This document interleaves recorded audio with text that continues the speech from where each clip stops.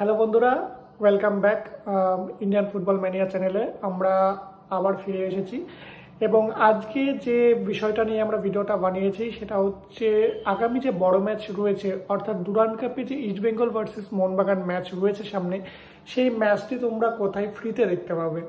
এবং এইটা বলার আগেই যেটা বলার কথা, এবছরের ইস্ট বেঙ্গল এবং মোহনবাগান দুটো টিমই কিন্তু প্রচণ্ড ছন্দে আছে। ইস্ট বেঙ্গল টিম গতবারের তুলনায় অধিক শক্তিশালী, অপরদিকে মোহনবাগান টিমও কিন্তু অধিক শক্তিশালী।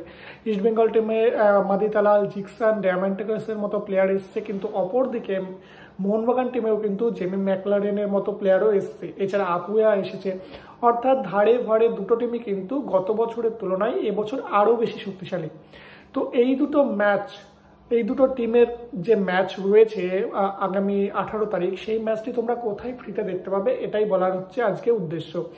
দেখো, এমনিতে সোনি লাইভে তোমরা প্রত্যেকটা ম্যাচ দেখতে পাচ্ছ এবং সেই জন্য তোমরা টিভিতে সোনি লাইভ থাকলে দেখতে পাবে এবং তাছাড়াও মোবাইলে সোনি লাইভের সাবস্ক্রিপশন থাকলে দেখতে পাবে। কিন্তু অনেক ফ্যান্স আছে যাদের কিন্তু সবসময় যে সাবস্ক্রিপশন দিয়ে খেলা দেখা সম্ভব সেটাও নয়, এবং মাঠেও অনেক আমাদের ইস্টবেঙ্গল এবং মোহনবাগান দুটো দলেরই এত সদস্য রয়েছে এবং পশ্চিমবঙ্গ জুড়ে রয়েছে এবং ভারত জুড়েও রয়েছে এবং বিদেশেও রয়েছে।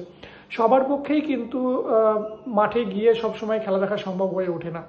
তো আজকে আমি একটা লিঙ্ক ডেসক্রিপশনে দিয়ে দেবো, যেটা তোমরা ক্লিক করলে বিভিন্ন টুর্নামেন্টের নাম দেখতে পাবে। তার মধ্যে অপর একটা নাম কিন্তু ডুরান্ড কাপও পাবে, এবং ডুরান্ড কাপে ক্লিক করলে তোমরা দেখবে ওখানে সোনি লাইভ এবং অন্যান্য যে 10 এই চ্যানেলগুলো কিন্তু আসবে। এবং যখনই তোমরা সোনি লাইভে ক্লিক করবে সেই জায়গা থেকে কিন্তু তোমরা সেই টাইমের ম্যাচটা স্টার্ট করতে পারবে। আর এটা শুধু বড় ম্যাচ নয়, বড় ম্যাচ ছাড়াও অন্যান্য যে ডুরান্ড কাপের ম্যাচ চলছে প্রত্যেকটা ম্যাচই কিন্তু তোমরা এখানে দেখতে পাবে।